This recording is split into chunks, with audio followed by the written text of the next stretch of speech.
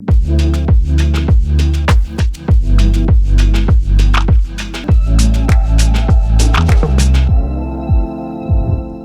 everyone, I'm Margarita Muradova, a personal stylist and wardrobe consultant, originally from Kyiv, Ukraine, but currently living in Lisbon, Portugal.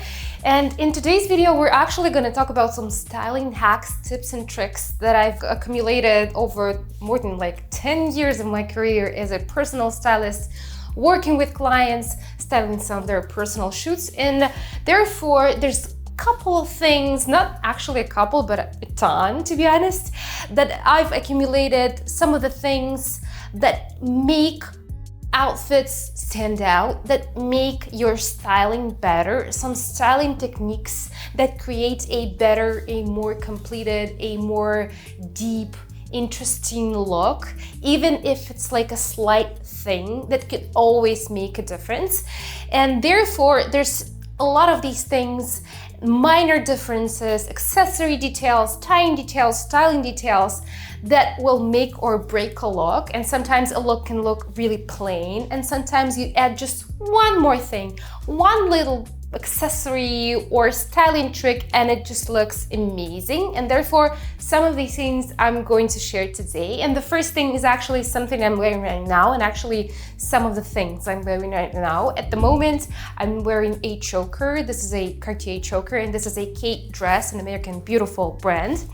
And the first styling trick is not trying to match the neckline of your dress by the silhouette of your accessory, especially if that's a necklace, because therefore it's going to look really matchy. So the way to go about that is usually actually going in a different directions. So for example, I'm wearing a very deep V neck dress. Some would say even too deep for someone not that high and someone with that much of a chest area revealing, but actually it works for me, so let's just skip that. So basically a V-neck. So for this V-neck, the thing I would not do is not wear something that totally repeats the V of this V-neck. So like a longer necklace, a choker with something dangling out of it. So the thing to do over here is actually just to create balance. So therefore, if you're having a V-neck over here, I'd go for something in a more rounder shape. So totally dimensionally absolutely different, and this is going to not only create balance but also balance the proportions of a look, and the torso is not going to look really long and therefore too long for the legs, and the legs are going to look shorter therefore. So therefore we're working not only with just not being too matchy, but also balancing proportions within a look. So always the tried and true test for this: if this is a V-neck, not do the V-neck over here and not do the V line over here. If this is a straight cut, do something longer over here that's dangling over it. If this is a round shape, do something that has a V, for example, like a simple basic necklace. And this is going to create more interest and depth to your look, even if you're not trying too hard.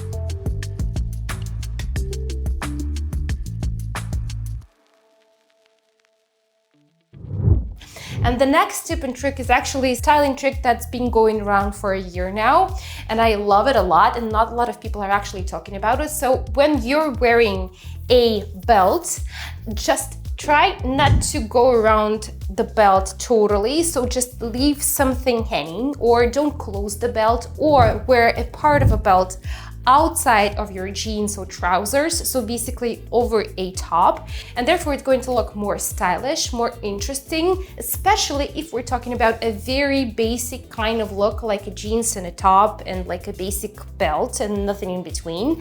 This styling tricks works amazingly because it brings something more artistic and something more chaotic to a look, even though you're again not trying too hard. And all of these things are actually they have something similar, which is not trying too hard, but still doing your job in creating a beautiful, balanced, and interesting look with some depth, even if everything is really, really neutral, maybe on the classic or basic side. The next trick is, if you're going for a shorter skirt, so this is a mini skirt and they're really popular nowadays and they're going to be popular a year from now at least, because 60s are very in at the moment, and the mini it is, the better. So the minier it is, the better. And this is a mini skirt by amazing brand Coperni. So what I would do, this is a safe choice and this is what creates some balance in the look, especially if you're not like going for the Bella Hadid type of look, which is very street style, and the purpose of that look would be to be photographed by the celebrity photographers, and this is less of a wearable look and more of a look for the photographs. So if you're doing the real life look, you'd go for something really short and then you'd balance it out with something very safe, which would be an oversized tee, or an oversized tee with an oversized blazer or an oversized shirt.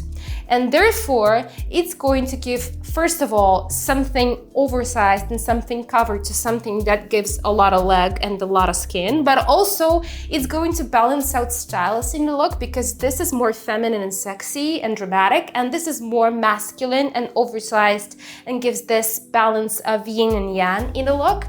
And you could always go for heels, low heel or loafer in this look. It doesn't matter because it's going to have a lot of oversized up top. So therefore it could go both ways with a heel or no heel at all. And the look is still going to look amazing.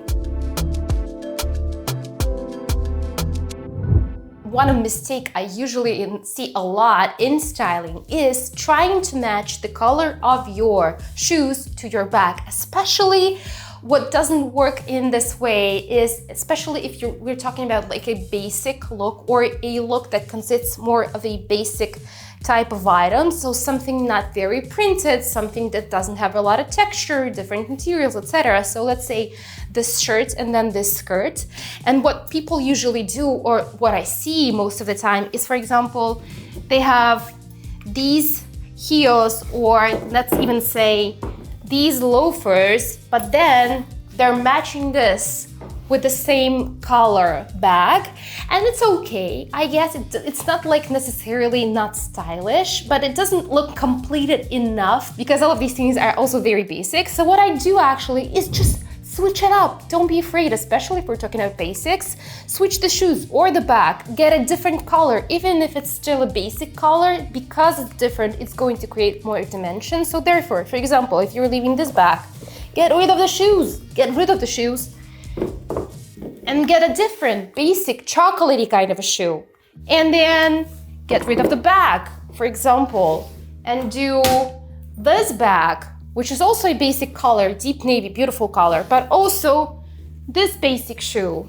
But because there's different colors to the look, it stays minimal, basic, yet looks more elevated. So don't try to match shoes in the back always. This used to be like a rule maybe 50 years ago and everyone was following it, but now it's more like a no-no, especially if we're talking about a basic look.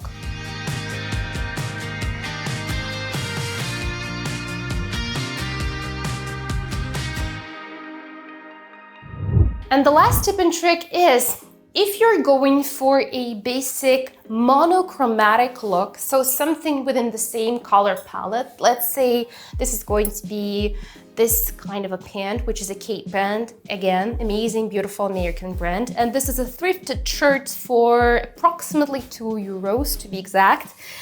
And this is a monochromatic look because this is the same color basically, but the look is going to be more beautiful and elevated because you're including different kinds of finishes of materials. So this is one specific tip that I always give for my clients when they're creating some monochromatic looks, especially for those minimalists out there. If you're creating a monochromatic look, just make sure you have different, and most of the time, completely multi-dimensional materials in your look. So something matte and something shiny, something very fluffy and something very smooth. So the more contrast you have within your look, the better it's going to look.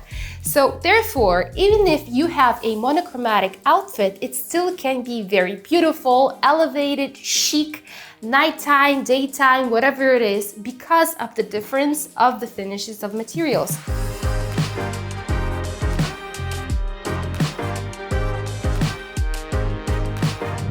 So this is the last tip that I'll give you for this video, and let me know in the comments below if you need more tips. Let me know if maybe you've picked up some tips of yours when styling to create a more elevated outfit and stay within the basic range, for example. Also, thumbs up this video if you liked it, subscribe to this channel if this is the first video you've seen and you liked it as well. Also, down below, there's going to be links to some of the items that I've mentioned if they're online, and some links to help Ukraine, donate to Ukrainians and to the cause. Have an amazing, beautiful, inspiring, creative day. Bye.